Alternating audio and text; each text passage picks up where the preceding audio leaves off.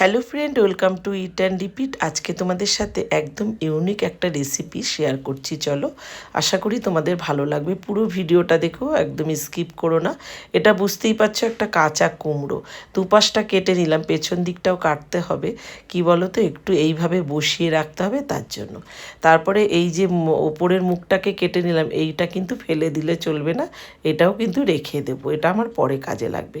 তারপরে চাকু দিয়ে একটা গোল করে নিয়ে ভেতর থেকে চামচি দিয়ে পুরো কুমড়োর শাঁসটা যতটা পারবো আমি বার করে নেবো। তবে এই কুমড়োর শাঁসটাও কিন্তু আমার কাজে লাগবে। আর কাঁচা কুমড়ো তো বীজগুলো তো একদমই নরম থাকে, এটাও কাজে লাগিয়ে দেওয়া যায়। দেখো একদম এরকমভাবে ছাড়িয়ে নিয়েছি। চলো এবার ভেতরে যেটা ভরবো সেটা বানিয়ে নিই। একটুখানি সর্ষের তেল দিয়ে একটু কালো জিরে ফোড়ন দিলাম, পেঁয়াজ দিয়ে দিলাম, আর এই যে কুমড়োর ওই যে পাল্পগুলো সেটাও কিন্তু এর মধ্যে দিয়ে দিলাম। একটু সামান্য স্বাদ মতো নুন দিয়ে একটু নাড়াচাড়া করে একটু নরম করে দেবো। একটা গোটা বড় সাইজের টমেটো কেটে দিলাম। আর দেখো মশলা কিন্তু সেরকম এখানে কিছুই যাবে না। আর এই যে এরকম ছোট ছোট চিংড়ি মাছই নিতে হবে, তাহলে কিন্তু খুব ভালো হবে। তারপরে চিংড়ি মাছটাকে ধুয়ে তো নুন হলুদ মাখিয়ে রেখেছি, সেটাও দিয়ে দিলাম। তারপরে একটুখানি লঙ্কার গুঁড়ো দিলাম, একটু ধনেপাতা কুচি দিয়ে সবশেষে একটু কাঁচা লঙ্কা কুচি দিয়ে নামিয়ে নিলাম। খুব বেশি রান্না করার দরকার নেই, এবার এর মধ্যেও কুক হবে। তারপরে এই কুমড়োটার মধ্যে একটু সর্ষের তেল মাখিয়ে নিলাম, ভেতরেও কিছুটা সর্ষের তেল দিয়ে ভালো করে মাখিয়ে নিলাম।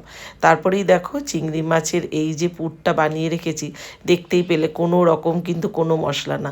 যেহেতু সবজিটা ভীষণই হালকা, তার জন্য একদমই হালকা করে করছি, আর খেতেও অসাধারণ হয়েছে।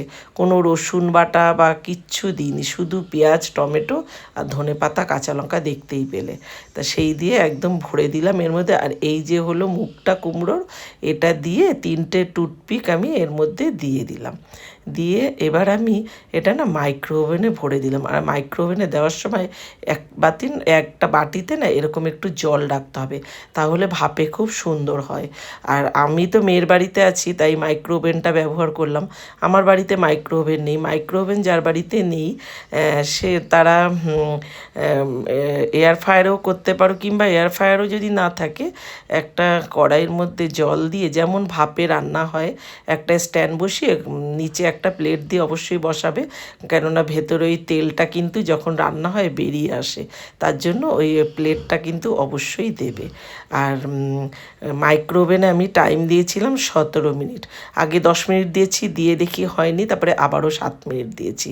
17 মিনিটে একদম খুব সুন্দর হয়ে গেছে। আর কতটা সেদ্ধ হয়েছে! আর কাঁচা কুমড়ো তো সেদ্ধ হতে একদমই টাইম লাগে না। কী যে অসাধারণ হয়েছে না বন্ধুরা, রেসিপিটা একবার বানিয়ে খেয়ে দেখো, তারপরে আমাকে নালে কমেন্টে জানিও।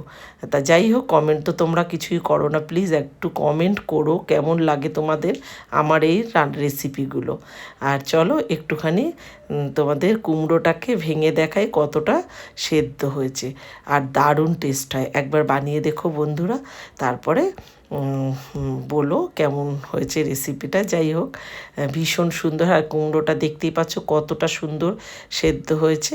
তাহলে আমার আজকের এই রেসিপিটা তোমাদের কেমন লাগলো বন্ধুরা, অবশ্যই কমেন্টে জানিও। ভালো লাগলে লাইক শেয়ার করে দিও, চ্যানেলটাকে সাবস্ক্রাইব করে দিও। ফেসবুক থেকে যদি দেখো, পেজটিকে ফলো করে আমার পাশে থেকো। তাহলে চলো এইভাবে এত সুন্দর রেসিপিটা একবার বানিয়ে খেয়ে দেখো। তোমাদের তো খাওয়াতে পারছি না, তাই জন্য বারবার বলছি, রেসিপিটা দেখে তোমরা একবার বানিয়ে নিও। তাহলে চলো আজ আসি, দেখা হবে পরের রেসিপিতে। টাটা।